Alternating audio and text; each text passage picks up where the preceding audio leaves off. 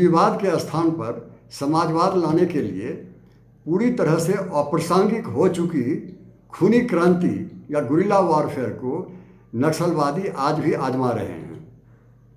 पूरी दुनिया में नक्सलवादियों का अकेला संगठन है जिन्हें अब भी इसमें विश्वास है। लेनिन ने या माओ से तुंग ने, फिदेल कास्त्रो ने या फिर हो ची मिन ने, इन सबों ने इसे आजमाया था, सफल भी रहे थे। लेकिन इसी बीच क्या हुआ, ये सोवियत रूस टूट गया टुकड़ों में। नतीजा क्या हुआ कि पूरी दुनिया में समाजवाद या तो समाप्त हो गया या पूरी तरह से कमज़ोर पड़ गया। कालांतर में एक और घटना घटी कि स्टेट पावर धीरे धीरे काफ़ी ताकतवर होता गया। अब ये आसान नहीं रह गया था स्टेट के खिलाफ विद्रोह करना, तो बहुत से कम्युनिस्टों ने रास्ता बदल लिया, पार्लियामेंट्री मेथड में विश्वास करने लगे और उन्होंने सोचा कि कानून बना करके हम समाजवाद लाएंगे। जहाँ तक नक्सलवादियों का सवाल है, इसकी शुरुआत 1967 में नक्सलवाड़ी नाम के गांव में हुआ था। ये वेस्ट बंगाल में है। इसका पहला कारण बना लैंड सीलिंग एक्ट। इस लैंड सीलिंग एक्ट के अंदर में जो ज़मीन जमींदारों से लेनी थी और उसे भूमिहीनों में बांटनी थी, ट्राइबल में बांटनी थी, किसानों में बांटनी थी, वो नहीं हो सका। नतीजा हुआ कि कन्फ्रंटेशन शुरू हो गया। एक तरफ ज़मींदार और दूसरे तरफ ये जो किसान हैं, गरीब किसान हैं, ट्राइबल हैं, दोनों के बीच में ये खूनी क्रांति की शुरुआत हो गई। ये 67 में हुआ। दूसरा और सबसे बड़ा कारण ये हुआ कि कॉन्स्टिट्यूशनल रिफॉर्म के अनुसार जो जंगल में ट्राइबल थे उनको ऑटोनॉमी देनी थी या फिर कि ये विशेष अधिकार देना था। इस अधिकार के अंदर में जो वहाँ माइंस है उसमें उनको हिस्सा देना था, ड्रग है उसमें इसको हिस्सा देना था। यह हिस्सा देना तो दूर, उन्हें पूरी तरह से विस्थापित किया गया। घर बार छोड़ के भागना पड़ा, घर घर के लिए तरस गए और सरकार ने कुछ भी नहीं किया उनके लिए। इनकी रोजी रोटी का क्या होगा। ऊपर से 1990 में एक और कानून बनाया सरकार ने, लॉ बनाया। इस लॉ के अनुसार ट्राइबल को जो पत्ते तोड़ने के अधिकार थे जंगल में, झाड़ियों को काट कर जलावन बेच करके पेट भरने का जो अधिकार था उनको, वो भी 1980 के एक्ट से छीन लिया गया। चौथी सबसे बड़ी भूल जो सरकार ने ये की, इन सारी घटनाओं को अपराधीकरण में बदल दिया। उन्होंने ये समझा कि नक्सलाइट नहीं, ये अपराधी हैं, ये सिर्फ सिक्योरिटी का प्रॉब्लम है, एडमिनिस्ट्रेशन का प्रॉब्लम है। उन्होंने ये नहीं समझा कि सोशियो इकोनॉमिक प्रॉब्लम है ये। नतीजा हुआ पूरी शक्ति के साथ सरकार ने दबाने के लिए सोच लिया। और ये उसी समय वेस्ट बंगाल में सिद्धार्थ शंकर रे की सरकार बनी और इनकाउंटर में हजारों हजार नक्सलाइट्स और गरीब लोग मारे गए, उनकी हत्या कर दी गई। जो बचा खुचा था वो आर्मी जब डिप्लॉयमेंट कर दिया गया उसमें पूरी तरह से कत्लेआम किया लोगों का। फिर ये छत्तीसगढ़ में नया प्रयोग किया गया, इसको कहते हैं सलवा दुदुन। सलवा दुदुन का मतलब हुआ कि ये जो ट्राइबल हैं, जो नक्सलाइट हैं, उनके खिलाफ दूसरे ट्राइबल को खड़ा कर दिया। उन्हें औजार दिया गया, ट्रेनिंग दी गई और कहा कि उनके खिलाफ जाके लड़ो। ये प्राइवेट स्टेट गवर्नमेंट की ये प्राइवेट मिलिशिया थी, लेकिन सुप्रीम कोर्ट ने नहीं माना, इसको बैन कर दिया। बैन करने के बाद भी ये डिस्ट्रिक्ट विजिलेंस ग्रुप के रूप में आज भी चल रहा है। जमींदार भी दूसरी तरफ चुपचाप नहीं बैठे। उन्होंने बहुत सारी सेनाएं बनाई, जैसे कुबेर सेना, रणवीर सेना, भूमि सेना। ये सारी सेनाएं, चाहे सरकार का जो ये है डिस्ट्रिक्ट विजिलेंस ग्रुप, ये सब मिल करके अनऑफिशियली, इलीगली ये ट्राइबल के खिलाफ लगे हुए हैं। धीरे धीरे आग सुलगती चली गई हृदय में, दिल के अंदर में, जैसे जंगल की आग धधकती है। इसका परिणाम बड़ा ही दुष्प्रभाव हुआ, बड़ा ही घातक हुआ।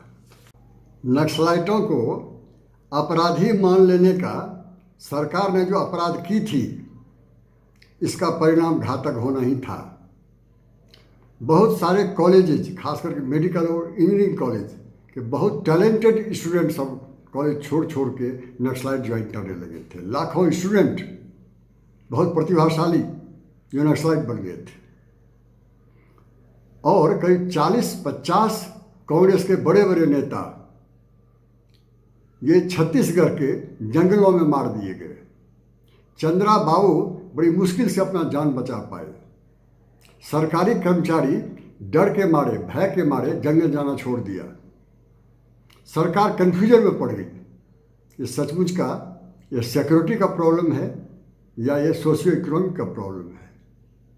इस कन्फ्यूजन में ही ये हुआ कि जो पहले से चल रहा था डेवलपमेंट का प्रोग्राम, रोड का, स्कूल का, ये सारे बंद हो गए। उसको कोई मॉनिटर करने वाला नहीं, उसको देख रेख करने वाला नहीं। पुलिस प्रिपेयर्डनेस, पुलिस जो तैयार हो रही थी, वो सारा का सारा पूरी तरह से प्रभावित हो गया। अंत में सरकार को सुधाई, कुछ पॉजिटिव स्टेप उन्होंने लिया।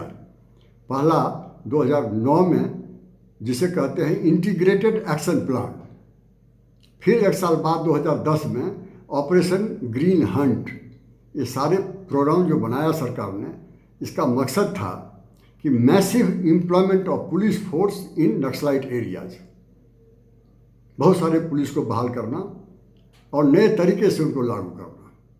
दूसरा उनका मकसद था एस्पिरेशनल, ये जो डिस्ट्रिक्ट था, एस्पिरेशनल डिस्ट्रिक्ट प्रोग्राम चलाया। ऐसे जिला जहाँ सरकार नहीं पहुँच पा रही थी, वहाँ भी सरकार पहुँचने लगी नक्सलाइटों को प्रभावित करने के लिए, नक्सलाइटों को मनाने के लिए। और रिलीफ और रिहेबिलिटेशन प्रोग्राम चलाया सरकार उनको देश के मेन स्ट्रीम में लाने के लिए, समाज में लाने के लिए। उन्हें अपील उनसे किया गया कि आप सरेंडर कीजिए, आपके साथ अपराध की तरह बर्ताव फिर कभी नहीं किया जाएगा। इसका परिणाम अच्छे निकले। जो नक्सलाइट अफेक्टेड एरिया 223 था, वो 9 साल के अंदर में सिर्फ 90 बच गया। और दूसरा ये हुआ कि जो लोग मेन स्ट्रीम में आके ज्वाइन कर लिया, नक्सलाइट ने सरेंडर किया, मेन स्ट्रीम में गए, उनके साथ अच्छा बर्ताव हुआ, उनके साथ बुरा व्यवहार नहीं हुआ फिर से। और फिर आगे ग्रास रूट लेवल पर, जंगल के ग्रास रूट लेवल का डेवलपमेंट जो चल रहा था, वो तो बढ़ा ही, और नया डेवलपमेंट भी शुरू हुआ। जो कॉन्फ्लिक्ट हो रहे थे पुलिस और नक्सलाइट के बीच में, ये कॉन्फ्लिक्ट कम हो गए। और जो लोगों का डेथ होता था या इंजरी होती थी, ये सारे के सारे करीब 50% कम हो गए। ये सारा परिणाम इसलिए हुआ, सरकार ने कुछ पॉजिटिव स्टेप्स लिए और ये रास्ता निकला कि कैसे इसका हल हो। सरकारी कर्मचारियों को जंगल नहीं आने के कारण, भय के कारण जो जंगल आना छोड़ दिए थे, इसका यह अच्छा परिणाम ये हुआ कि नक्सलियों ने ही विकास का काम अपने हाथ में ले लिया, डेवलपमेंट का काम। स्कूल का बिल्डिंग बनाने लगे, हॉस्पिटल का बिल्डिंग बनाने लगे। साथ ही साथ जो वैक्सीन है, वैक्सीन खुद ही देने लगे लोगों को, खुद नई नई पॉलिसी बना लगे, नए नए फंड वसूलने लगे। ये विकास का काम खुद अपने हाथ में उन्होंने ले लिया। सरकारी कर्मचारियों के भरोसे नहीं रहे। जहाँ तक फंड का सवाल है, ये फंड जो नक्सलियों को आता है, वो 3% टैक्स लेते हैं प्रॉफिट से, जो माइंस है, जो वहाँ मिनरल्स है, इससे वो टैक्स लेते हैं। दूसरा प्रोटेक्शन मनी लेते हैं सुरक्षा के लिए। तीसरा 4% ड्रग का जो ट्रेड होता है, व्यापार होता है, ये वो वसूलते हैं। मुख्य रूप से यही 3-4 स्रोत है उनका, फंड लेने का स्रोत है। और अंत में मैं कहना चाहूँगा कि ये बहुत बड़े उद्देश्य को लेकर चले हैं, संपूर्ण समाज को बदलने चले हैं, पूरी दुनिया को बदलने चले हैं। समाजवाद को लाना है उन्हें, पूंजीवाद को समाप्त करना है। ये बात तो बहुत अच्छी है। ये शोषण मुक्त समाज होगा, इसका उद्देश्य बहुत बढ़िया है, बड़ा नेक है। यहाँ पर शांति से लोग रह सकेंगे। यही क्लासलेस और स्टेटलेस सोसाइटी गांधी जी भी चाहते थे। गांधी के और मार्क्स के दोनों के बीच में उद्देश्य को लेकर कहीं कोई विवाद नहीं था, लेकिन रास्ते अलग अलग हैं। नतीजा क्या हुआ? सोवियत रूस पूरी तरह से टूट चुका बीच में ही, और चाइना अगर रह गया तो क्या क्या रह करके, लगभग पूरी तरह से वो पूंजीवादी बन चुका है, वह पूरी तरह से विस्तारवादी बन चुका है। ये पूंजीवाद का गुण है, साम्यवाद का नहीं। ये जो चाइना है उसने सोवियत रूस को भी धोखा दिया, कम्युनिस्ट को भी, अमेरिका से जाके मिल गया और उसके खिलाफ लड़ा। वियतनाम जो कम्युनिस्ट देश था उस पर उसने अटैक कर दिया।